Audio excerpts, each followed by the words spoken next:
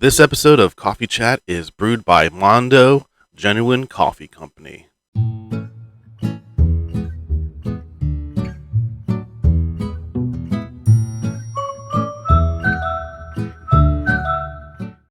Hey there, everyone. Was going to do a very different episode, but I realized the date, and yeah, it's been 20 years since the events of 9/11. And obviously, very tragic, one of them, if not the most tragic event in modern history. Definitely for America and worldwide, as we saw the determination of hate and religion wanting to sacrifice themselves to their God and their beliefs. Normally, I would say I don't have a issue with people doing what they believe is right, but when you start interfering with other people's lives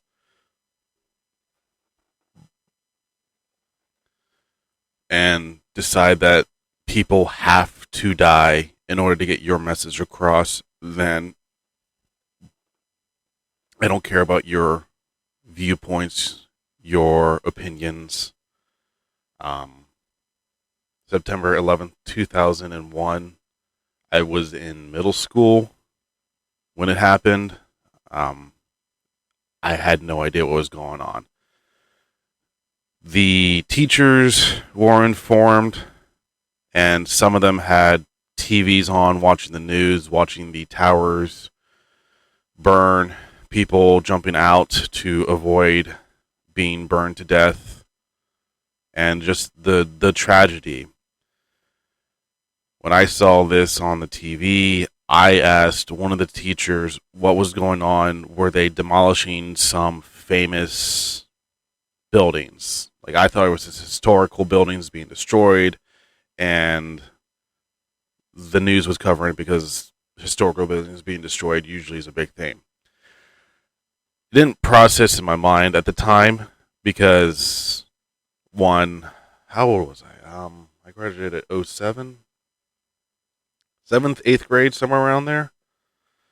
And I wasn't the most educated person. I did have a very sheltered childhood, which I'm not complaining about whatsoever. But seeing the teachers' reactions, seeing the news, I don't think they had sounds on, and closed captioning was definitely not working. I was confused. I'm sure some kids, if not most kids, were confused at what's going on at that time. When I got home, I was told what happened.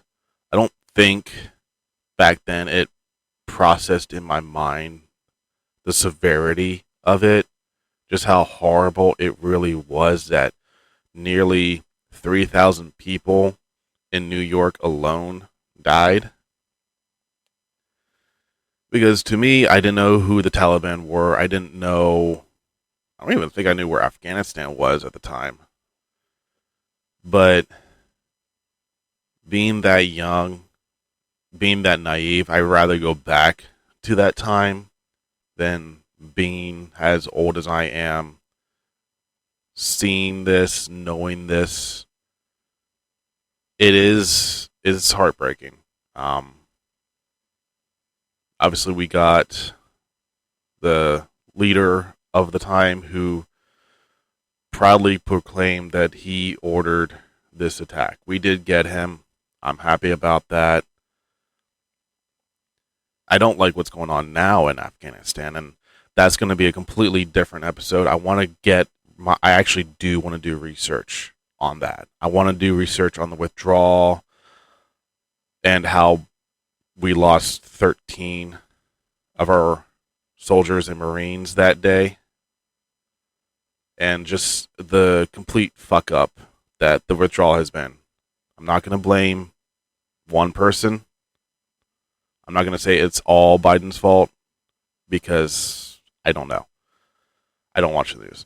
back to my not rambling. September 11th, the Twin Towers, Pennsylvania, and the Pentagon. Definitely, looking back on it, was a very dark. Well, not looking back. It is the very, very dark day. It did show how complacent we were. Allowed 4 airplanes to be hijacked, commercial airplanes, and I'm glad we did take steps to improve everything from the co-pilot, from the pilot's cockpit safety measures to the scanning of bodies, which is weird. I think I've done that twice now. And just overall safety measures. I'm very glad that we were able to learn from it and adapt from it, but honestly, it should not have happened. Now, I've heard different people say we knew it was going to happen, the FBI knew it was going to happen. I didn't look into this one too much because I just wanted to do a reflection and personal opinions. And yes, if we did know about it and we didn't do anything about it, it is even more so. But do I think that the government conspired to have this happen, which I have heard that former President George W. Bush wanted this to happen? Why would he want this to happen? Why? Why would he want the deaths of over 3,000 people to happen? Just to go to Afghanistan and Iraq? No. That's just conspiracy theories like that just piss me off. Like, the government wants us all to die. I don't believe that whatsoever.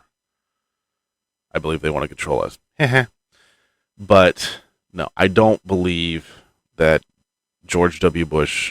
President George W. Bush wanted us to go to war just to have a 20-year war end in tragedy as it has.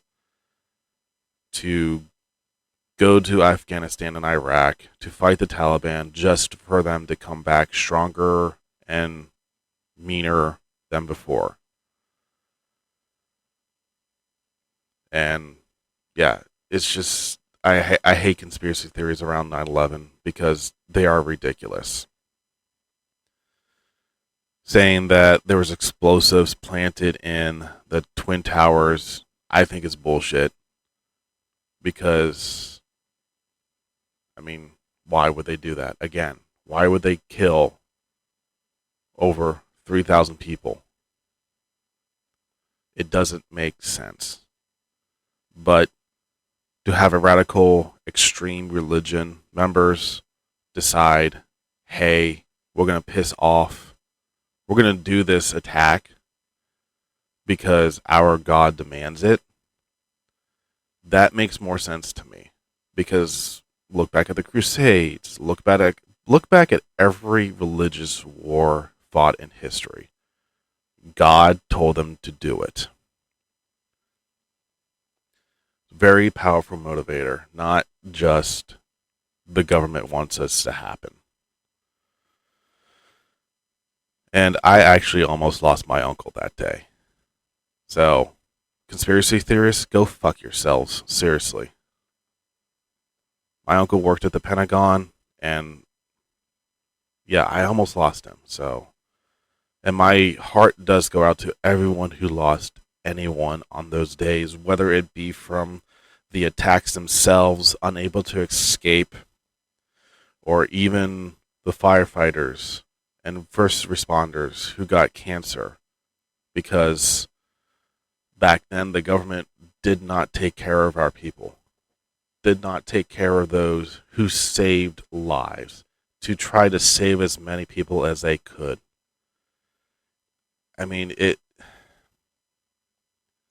I also give a shout out to Jon Stewart because he advocated for the 9/11 first responders health bill and saying it was a tragedy that they still were not getting the aid they needed, for putting their lives on the line. And that's a whole nother issue with me as well. I'll get into the whole government not taking care of our first responders, our men and women in the uniforms, teachers. That's going to be a whole different episode, because that too is a fucking tragedy. Hey, I want to give a shout out to Mark Mondo and his coffee company, Mondo Genuine Coffee Company. Drink strong and prosper. I currently have the dark roast, and I am enjoying it thoroughly. Thank you again to Mondo Genuine Coffee Company. Visit Mondo.coffee to visit his store online. Again, that is Mondo, MONDO.coffee. You will not regret it. The whole day of 9/11, it is in my mind, and it's just a very dark and tragic day. I watched a video last night on the 9th